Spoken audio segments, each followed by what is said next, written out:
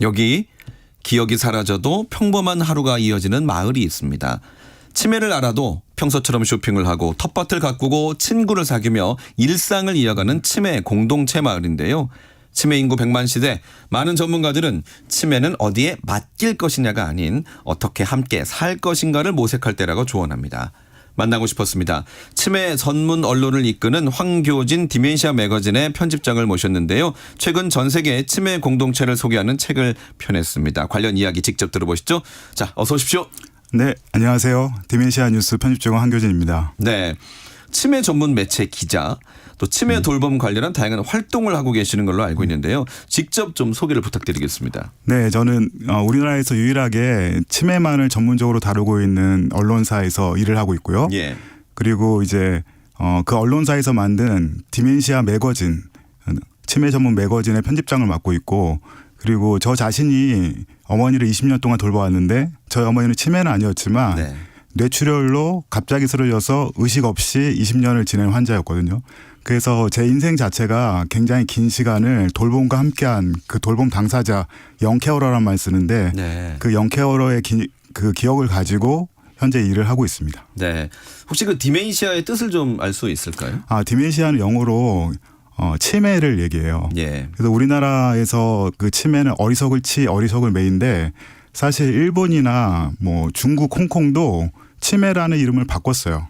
네. 그 이름 자체에 낙인 효과가 있거든요. 그렇죠. 너 치매지 막 이렇게 막 쓰는 것처럼. 그래서 치매에 실제 걸린 가족들은 그 치매라는 용어가 굉장히 마음 아픈데 네. 그래서 이렇게 질병을 이름을 바꾼 예가 또 있어요. 네. 그 정신분열증을 이제 뇌전증이라고 얘기하고 예. 간지를 정신분열증을 조현병이라고 하죠. 간지를 뇌전증이라고 얘기하고. 그래서 치매도 지금 현재 국회에서는 이름을 좀 바꿔야 되지 않겠냐. 일본처럼. 일본은 2004년부터 이미 인지증으로 바꾸고 있거든요. 네, 인지와 관련된 병이다라는 뜻이겠군요. 그렇죠. 그래서 병원에서도 네. 의사 선생님이 치매입니다 이렇게 얘기하면 되게 어려워하는데 네. 인지저하가 왔습니다 이렇게 얘기하면 좀 쉽게 받아들인다는 그런 얘기가 있습니다. 예전에 우리는 뭐 노망이라고 또 표현하지 않았습니까? 그렇죠. 그 노망에서 이제 치매로 바뀌었는데 그 노망이나 치매 얘기할 때 사람들이 흔히 생각하는 두려움이 이제 벽에 멀칠한다. 그래서 인간으로서의 어떤 다 끝났다. 네. 이런 이야기를 하는데 네. 이제 오늘 제가 얘기하겠지만 치매는 그렇게 갑자기 진행되는 병이 아니라 서서히 진행되고 돌봄으로 대응할 수 있는 병이기 때문에 그걸 먼저 알고 공부하는 게 필요할 것 같습니다. 네. 한번 접근을 해 보겠습니다. 앞서 잠깐 언급하셨는데 뇌출혈로 식물인간이 되신 어머니를 20년을 돌보았다고 말씀을 하셨습니다. 또 그 경험을 책으로 펼쳐내기도 하셨어요. 어머니와의 20년 소풍이라고. 조금 더 자세히 설명을 드릴 수 있을까요? 제가 이제 건축공학을 전공을 했어요. 네. 대학교 4학년 졸업 시즌에 어머니 광장시장에서 일하셨는데 낮과 밤이 바뀐 생활을 거의 20년간 하신 분이거든요. 굉장히 고생을 많이 하셨고. 근데 갑자기 가게에서 출근하신 다음에 두통으로 이제 병원을 가셨는데 거기서 이제 의식을 잃고 뇌출혈로 긴급하게 뇌수술을 받으셨는데 수술 이후에 이제 깨어나지 못하고 20년을 계셨고 예. 그래서 그 20년 동안 그 당시에는 장기노후 요양보험제도 이런 국가적인 복지제도가 없을 때였기 때문에 병원에서 더 이상 의학적으로 할 수 있는 게 없다. 그래서 퇴원하면 집에서 제가 모셔야 했고 예. 그 청년기 때 집에서 제가 의사 간호사 역할을 하면서 8년 동안 24시간 케어를 하고 저희 어머니는 병상에서 거의 와상 환자로 그러니까 일종의 연명치료 같은 것을 잘 돌봐드리면 생명이 유지되는 상태를 20년 동안 계셨기 때문에 제가 중년의 나이까지 계속 어머니를 돌보는 인생을 살아온 것이고 네. 그 이야기들을 이제 책으로 낸 게 어머니와 20년 소풍입니다. 그럼 그 20년 동안은 의식이 전혀 없으셨나요? 그렇죠. 거의 이제 옆에서 석션이라고 목에 가래를 계속 빼드리고 영양 공급을 계속 해드리고 그리고 위생 관리를 굉장히 섬세하게 해야 할 때 이제 건강과 삶이 유지되는 그런 상태였습니다. 그래서 이제 어떤 돌봄에 대한 관심과 또 이런 아이디어를 많이 갖고 계시고 실제로 이제 그걸 제안하신 걸로도 알고 있습니다. 하나씩 좀 들어볼 텐데요. 먼저 앞서 잠깐 제가 말씀드렸는데 치매 환자 100만 시대라고 말씀드렸습니다. 실제로는 얼마 정도 될까요? 네, 우리나라가 이제 치매 환자를 이제 치매안심센터에서 이렇게 진단하면서 좀 더 정확해졌는데 2023년 치매 역학조사에서 이제 93만 명이었어요. 예. 2025년에 보건복지부가 97만 명으로 발표했고 현재 2026년에는 이제 100만 명 넘어가는 걸로 나왔습니다. 네. 근데 이게 2044년 앞으로 한 20년도 안 된 기간이 되면은 200만 원이 될 거라고 얘기를 하고 있습니다. 그 치매 환자가 200만이면 지금 대구광역시 인구가 230만 명 되니까 예. 거의 한 광역시 인구가 되는 사회가 되고 치매 환자가 그렇게 많아지면 국가적으로 치매 환자와 치매 가족을 위한 정책적인 설계를 해야만 국가가 유지될 수 있는 그런 수준이 된다고 볼 수 있죠. 네. 그러니까 뭐 너무 많이 이제 알고 계시면 초고령화 사회를 맞이하게 됐는데 그럴 앞선 이제 다른 나라 해외 사회를 봐도 치매 공동체 마을이나 치매 친화적 마을들이 속속 들어서고 있다라는 겁니다. 그래서 편집장님께서 한국에 없는 마을이라는 이 책을 통해서 사실은 치매를 알아도 사람들께 살 수 있는 그런 공동체를 소개하게 됐어요. 대략 어떤 곳들이 있는지 말씀을 좀 해주십시오. 저 책을 쓰게 된 배경이 있는데 이제 치매는 완치 치료제가 없거든요. 예. 그리고 이제 증상을 일부 조절해 주거나 병의 진행을 조금 완화시켜주는 정도의 신약이 나와 있는데 그러다 보니까 해외 선진국들은 우리보다 먼저 이 문제를 고민할 때 결국은 비약물적인 접근을 해야 되는 게 치매구나 네. 하는 생각을 한 거죠.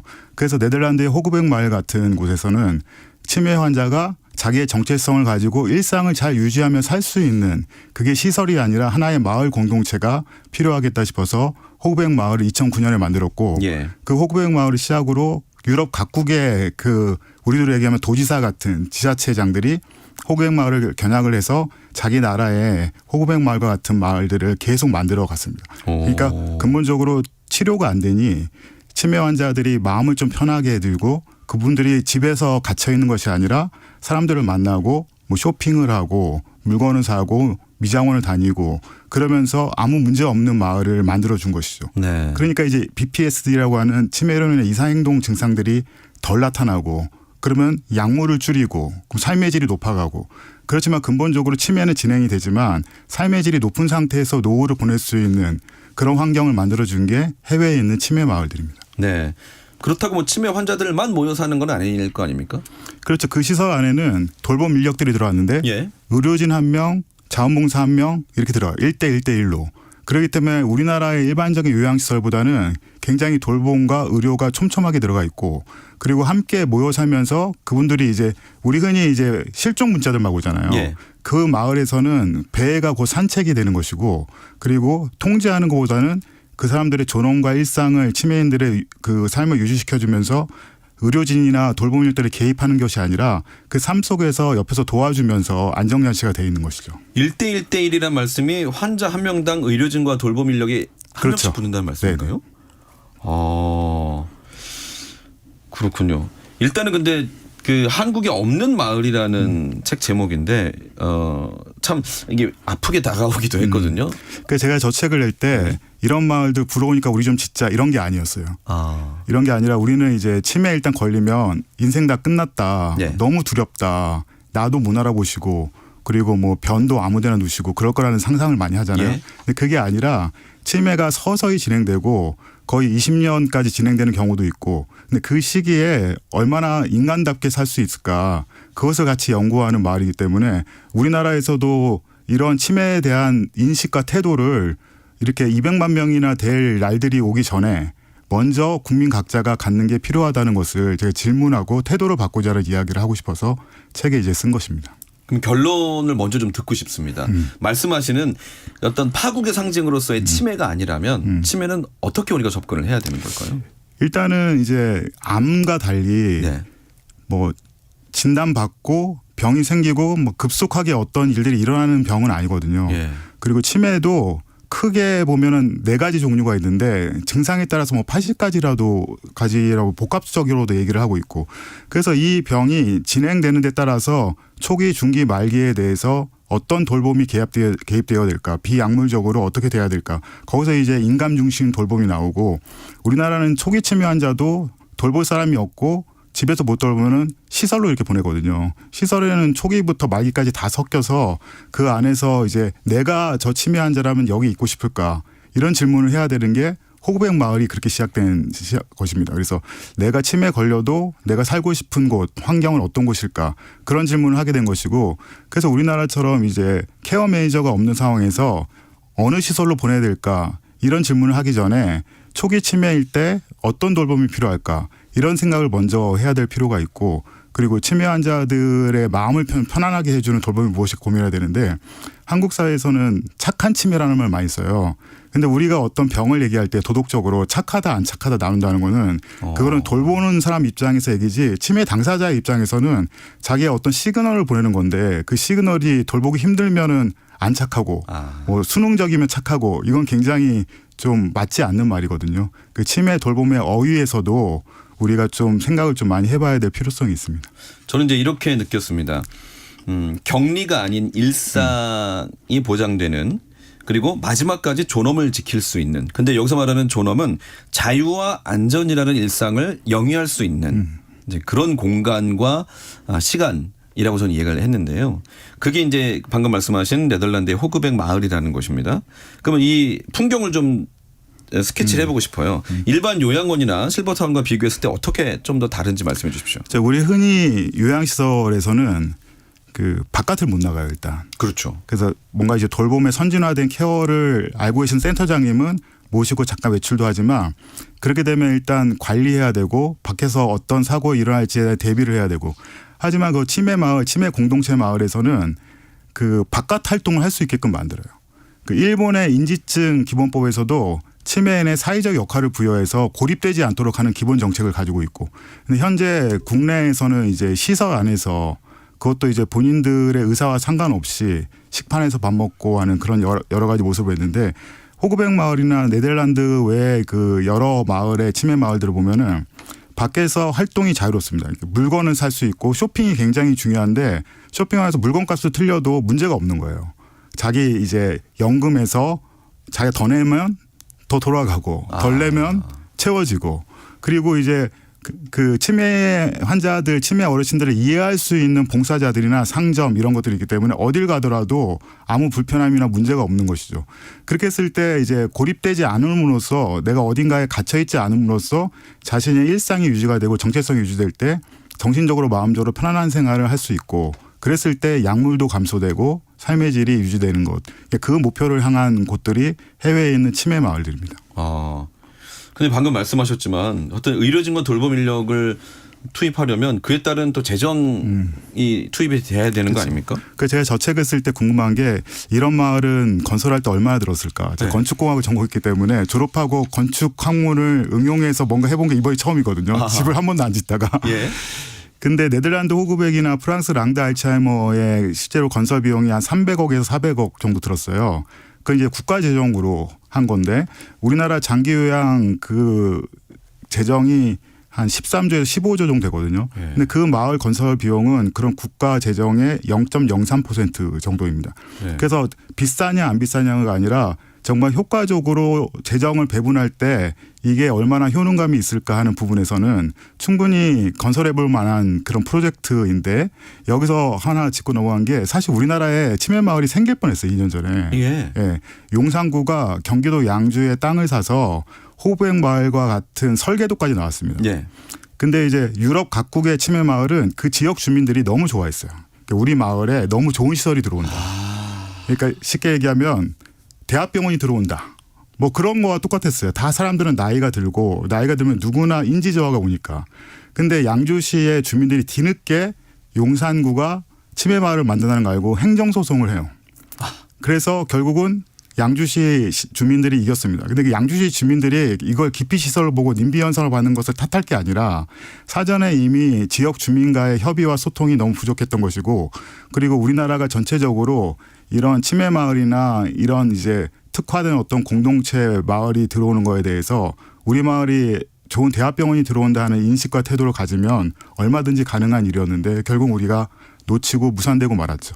그래서 치매를 이해하는 그 태도, 공부 이게 좀 전 국민적으로 필요하지 않을까 싶습니다. 네, 명칭부터 다시 한번 좀 생각을 해보게 되네요. 또 현실적으로 일본의 오무타시나 싱가포르의 니순에서 이루어지는 치매 친화 정책도 소개를 해 놓으셨는데요. 일단 저는 그 일본 같은 경우 전략은 국가가 실행은 지역. 이 부분이 좀 와닿더라고요. 사실 제가 가장 집중해서 본 것이 마을을 짓지 않는 방법이었어요. 그게 이제 스코틀랜드의 머더웰이라는 도시, 일본의 오무타시, 싱가포르의 니순 이런 마을들이 그런데 그 지역의 어떤 건물이나 이런 장소적인 랜드마크적인 뭔가를 짓는 것이 아니라 지역 주민 자체가 치매 친화적인 도시로 만든 거예요. 오모타시는 과거에 일본 3대 탄광 중에 한 곳이어서 굉장히 많은 사람들이 돈을 벌려고 몰려들었다가 폐광이 되면서 그 65세 이상 인구가 40%가 넘어가는 20% 이상이 되면 전체 인구의 65세 이상 인구가 20% 이상이면 초고령 사회라거든요. 예. 두 배가 된 마을이에요. 오. 그래서 마을이 굉장히 이제 노인들로 노령화되어 있는 곳인데 이 마을이 정책적으로 치매가 있든 없든 문제가 없는 도시를 만들자는 슬로건을 걸어요. 예. 그래서 초등학교부터 마을에 있는 모든 사람들이 치매 인식 교육을 하고 400시간에 걸쳐서 인지증 코디네이터라는 자격을 줘요.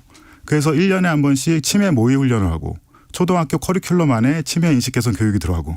근데 만약에 우리나라 초등학교 교육에 들어가자 그러면 알다시피 우리나라는 초등학교 때부터 서울 의대 들어가는 교육 외에는 사람들이 집중을 잘 안 하잖아요. 이게 한국의 현실인데 제가 그래서 그 오무타시 관계자에게 한번 질문해 봤거든요. 네. 근데 거기서도 처음에 어려웠대요. 초등학교에 치매 교육이 들어가는 게. 근데 그림책부터 시작해서 학교 하나하나가 이렇게 인정해 가면서 이제 넓혀갔다고 하더라고요. 그래서 우리나라도 정말 명문대 스펙 이런 것이 아니라 국가 전체적으로 이제 치매라든지 사회에 취약한 어떤 면이라든지 누구나 걸릴 수 있고 나도 걸릴 수 있는 질환에 대해서 좀 열린 마음으로 봐드리고 그리고 함께 고민하는 시간을 빨리 당겨야 되지 않을까 싶습니다. 마을을 짓지 않고 그냥 도시에서 생활하는 치매 환자들. 앞서 말씀하신 싱가포르 니순 경우도 좋은 사례가 된다고요. 그렇죠. 근데 이 얘기를 하면 우리나라의 이제 치매 정책 관계자들이 우리도 치매 안심 마을, 치매 보듬 마을, 치매 안심 가맹점이 있다고 이야기하는데 그 근본적으로 차이가 있습니다. 예. 여기서 말씀드린 제 책에 쓰는 니순이나 오무타시나 스코데드 머더웰은 그 지역 안에 상점, 공공시설, 병원, 관공서 모두가 치매 교육을 받고 치매 환자가 어디에 있더라도 실종되지 않고 서비스를 받을 수가 있어요. 근데 이제 우리나라는 지역 주민 30명 이상이 치매 교육을 받고 지역 안에 있는 운영위원회가 이제 치매에 대해서 좀 열린 마음을 받아들이면 이제 인정해 주거든요. 그러니까 한국은 치매에 대한 이해도가 있는 마을을 치매 안심 마을이라고 오무타시나 머더웰이나 니수는 지역 전체가 치매에 대한 역량이 강화되어 있을 때 이제 치매 특화 마을로 치매 친화 마을로 하고 있습니다. 그래서 예. 실제 대응을 할 수 있느냐가 문제인데 우리나라가 실제 대응을 하기까지 나아가려면 그런 이제 사례들을 좀 더 깊이 연구하고 받아들여고 적용해야 될 부분들이 있는 거죠. 네. 그러면 그 말에 어떤 뭐 특혜가 있나요? 정부에서 제공한다든지. 정말 좋은 질문인데 그런 마을들이 그 지자체에서 또는 이제 NGO에서 또 알츠하이머 협회에서 고민을 할 때 네. 치매를 외면하면 경제적으로 손해 본다는 얘기를 해요. 그분들 스스로가요? 네. 그래서 치매인이 나와서 쇼핑하고 함께 하도록 열려야만 지역 경제가 살아난다는 것을 연구해요. 왜냐하면 치매 정도에 걸려 있는 어르신들은 재정이 좋아요. 그래서 현재 한국에서도 저출산 고령사회위원회가 치매머니 그래서 치매에 걸린 환자들이 가지고 있는 자산이 경제적으로 묶이는 거에 대해서 고민을 많이 하고 있는데 실제로 치매인들이 자유롭게 이제 지갑을 열 수 있는 지역 환경이 돼야만 그러니까 그분들이 외출해서 쇼핑하고 경제활동 할 수 있게 열어주는 게 지역 경제에서도 도움이 된다는 것이죠. 갑자기 예전 한 10년 전 기사가 생각이 나는데요. 한 어르신이 65억 원어치의 금괴를 자기 장롱에다 숨겨놓는데 그거를 치매 걸려서 잊고 그냥 돌아가셨는데 가족들도 모르고 있었다는 거죠. 근데 인테리어 업자들이 와가지고 인테리어 하면서 그 금괴를 발견을 했고 가족들한테 얘기 안 하고 자기들이 그걸 가지고 간 거예요.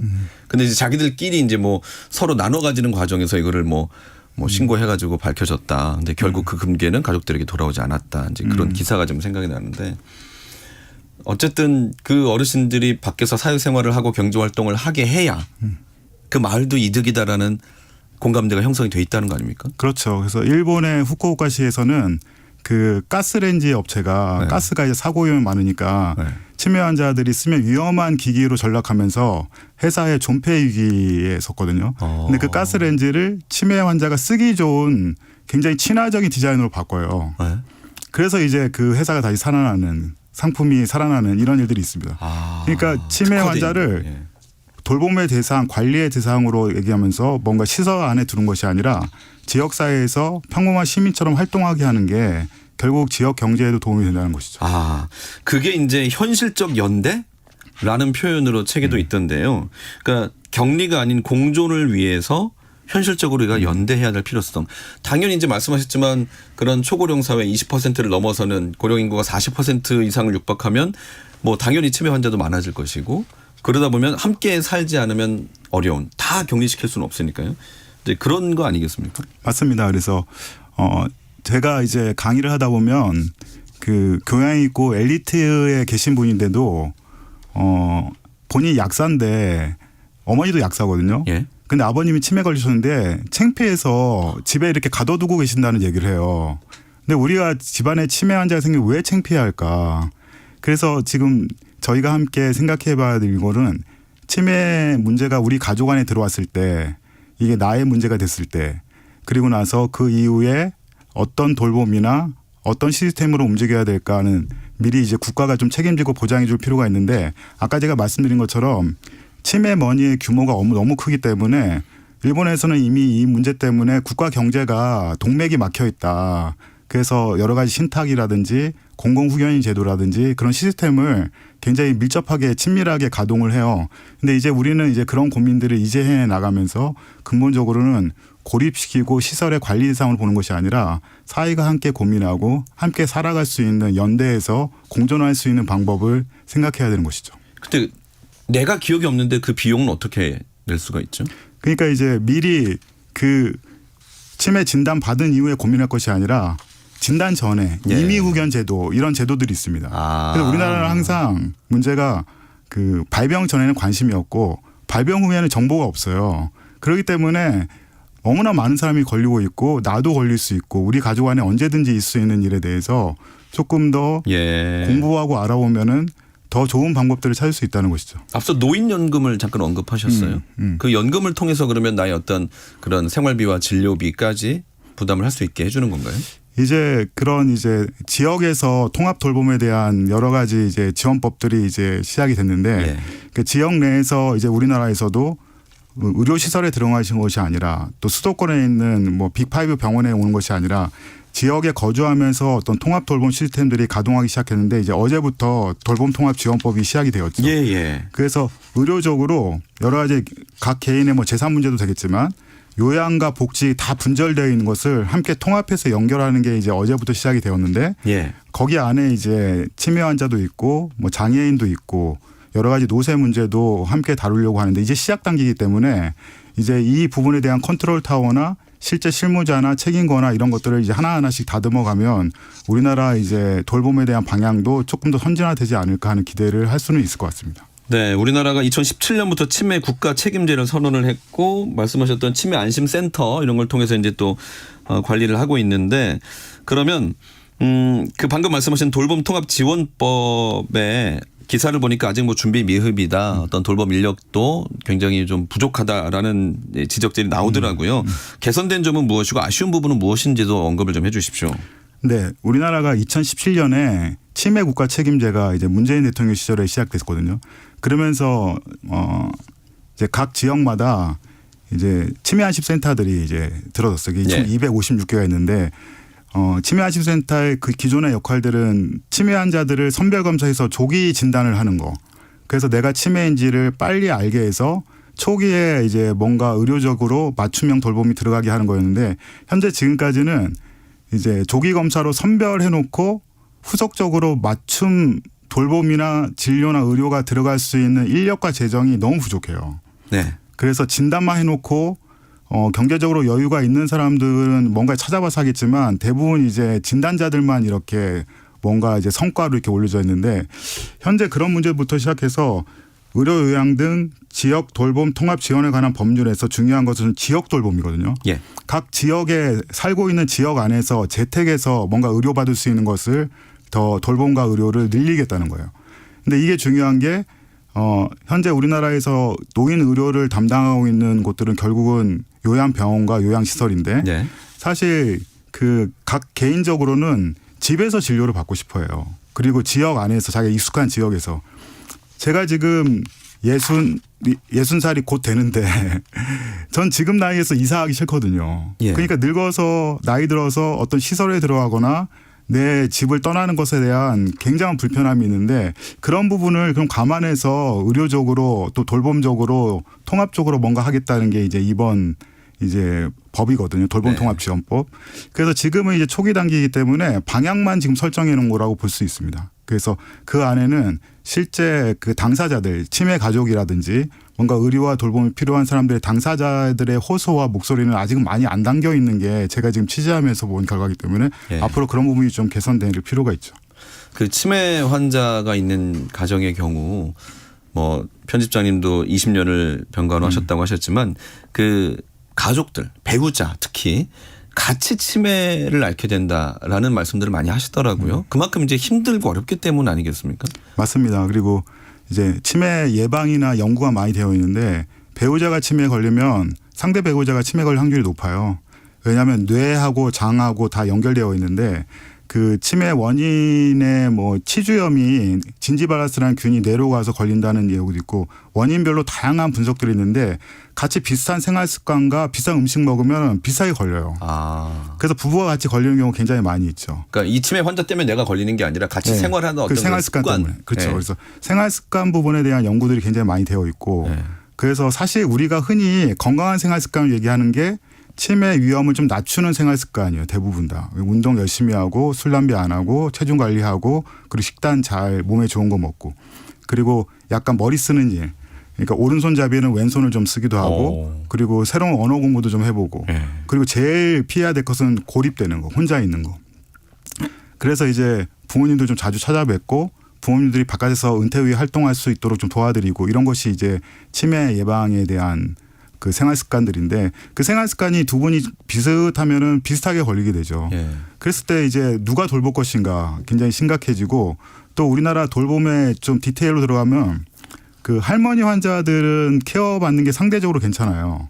근데 할아버지들이 들어갈 수 있는 시설이 굉장히 부족한 그런 현실들도 있고 그리고 이제 배우자가 걸렸을 때 할아버지가 걸렸을 때는 할머니 보통 이렇게 돌봄하거든요. 네. 근데 할머니가 걸리면 할아버지들이 돌볼 수 없으니까 시설에 할머니들이 또 많이 계세요. 근데 정작 이제 우리나라 산업 역군이었던 할아버지들이 치매 걸렸을 때 시스템적으로 돌봄받기 어려운 문제 이런 것도 해결해야 되는데 할아버지를 케어하는 게 돌봄 시설 안에 또 중요한 문제가 돌봄 노동자들 돌봄 일하는 사람들, 요양보호사라든지 간병인이라든지 이런 부분들의 처우가 너무 열악하거든요. 예. 근데 그런 부분들에게 처우를 개선하려면 세금을 많이 내거나 병원비를 많이 내거나 해야 되는데 이게 장기이기 때문에 가족이 겪는 경제적인 고통도 굉장히 심하고 그래서 이런 거에 대해서 국가적으로 뭔가 개입될 필요가 있고 그래서 사실 열악한 돌봄 시설들이 할아버지들을 모시기가 굉장히 어렵습니다. 할아버지들은 이제 힘도 많이 들고 그리고 성적인 어떤 이상행동 증세도 자주 나오고 할머니들은 좀 상대적으로 쉽고 그러니까 이게 복합적으로 고민해야 되고 좀 현실적으로 나의 문제로 왔을 때 좀 해결해야 될 것들이 좀 너무 많이 산적해 있는 곳이 치매 돌봄입니다. 네. 그럼 앞선 그 나라들에서는 이런 비용에 대해서는 어떻게 충당을 하나요? 그래서 제가 그 이용료를 봤더니 예. 그 일단 북유럽 국가들이 되게 많은데 북유럽 국가들은 거의 노인들 연금이나 세제 혜택으로 다 해결이 돼요. 그래서 실제 호구백 마을이나 랑드 알츠하이머 그 빌리지 이런 마을들 보면은 다른 공공시설 요금하고 똑같아요. 그래서 이 책을 내고 나서 제 주변에 그 대부분 제 또래 분들이 또 치매 어르신들 보시니까 네. 제 책을 읽은 대학 동기가 한국에는 이런 마을이 없냐고 이제 질문을 하는데 네. 생길 뻔했어 이러고 말하는데 사실 그런 이제 시설들이 뭐 비싸다거나 아니면 비용적으로 너무 부담스럽거나 이거는 이제 해당되는 그 현실적인 고민은 아닌 것 같습니다. 근데 이제 앞서 말씀하셨지만 그런 마을이 있다고 해가지고 갑자기 내가 살던 집을 정리하고 그 마을에 들어가 살기도 어려운 부분이니까 그런 마을이 필요 없이 내가 있는 곳에서 이런 돌봄 통합 지원을 받을 수 있다면 저는 금상첨화라고 생각을 하는데 네. 그 금상첨화가 지역이 치매 프렌들리하게 치매 친화적으로 그렇죠. 상점, 공공시설, 주민 또 복지 쪽에 일하는 모든 사람들이 그 치밀한 섬세한 치매 교육을 받고 대응할 수 있는 역량을 갖는 게 좀 현실적으로 첫 네. 단계로 우리가 네. 갈 수 있는 길이라고 생각이 듭니다. 그 요양보호사분 인터뷰를 보니까 최저 시급과 비슷한 급여를 받고 계시다고 말씀하시더라고요. 실제로 이제 현실적으로 요양보호 자격증을 받으신 분이 그 자격증을 가지고 실제로 일하는 사람들은 30%밖에 안 돼요. 그 70%는 뭘 하냐? 나중에 쓰려고. 나중에 우리 가족 안에 일어나면 쓰려고. 근데 그분들이 그걸 가지고 현실적으로 생활할 수 있는 어떤 급여를 받을 수 있는 구조가 아닙니다. 거의 시간당 10,000원 정도니까. 그리고 하루 3시간밖에 못 하고 그거 늘리려면은 새 집을 가야 되는 거죠.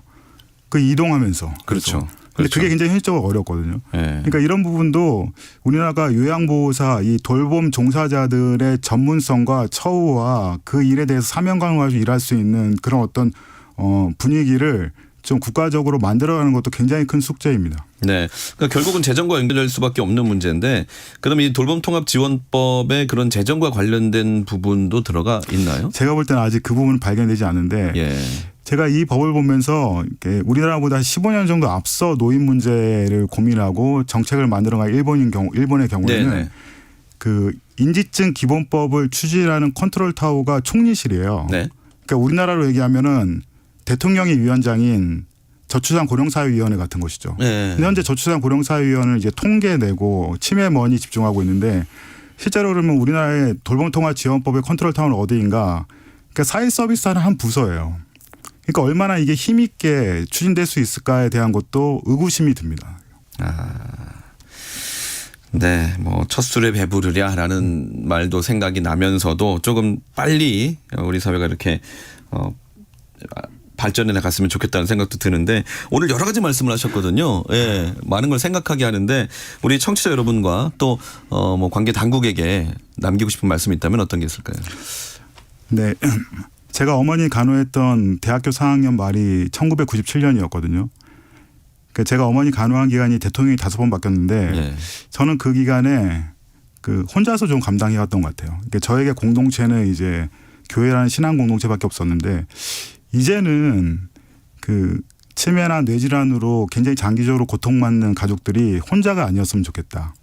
그래서 그분들이 이런 가정재난에 해당되는 어려운 일을 겪어나갈 때 국가적으로 사회적으로 그리고 이렇게 선진국에서는 이렇게 마을 공동체까지 만들어줬는데, 그러한 어떤 좀 따뜻한 돌봄 체계가 우리나라에 빨리 만들어지고 현재 할 수 있는 단계별로 굉장히 치매 친화적으로 또 치매에 대해서 다 공부하고 정확한 상식과 인식을 갖춘 그런 나라로 우리가 좀 더 발돋움하는 게 좀 중요하고 필요할 것 같습니다. 네, 기억이 사라져도 사람답게 살 수 있는 마을, 그리고 더 이상 사회적으로 고립되지 않고 인간의 존엄성을 지킬 수 있는 그런 인생의 마무리가 될 수 있도록, 사실 뭐 나 혼자만의 이야기가 아니니까요. 그렇죠. 또 내 이야기가 될 수도 있고 하니까 네, 많은 것을 생각하게 하는 시간이었습니다. 자, 만나고 싶었습니다. 오늘은 치매 문제로 시작을 해서 우리 사회 돌봄 또 존엄한 마무리에 관한 이야기까지 좀 생각이 깊어지는 시간이었습니다. 황교진 디멘시아 매거진 편집장이었습니다. 오늘 나와주셔서 감사합니다. 네, 감사합니다.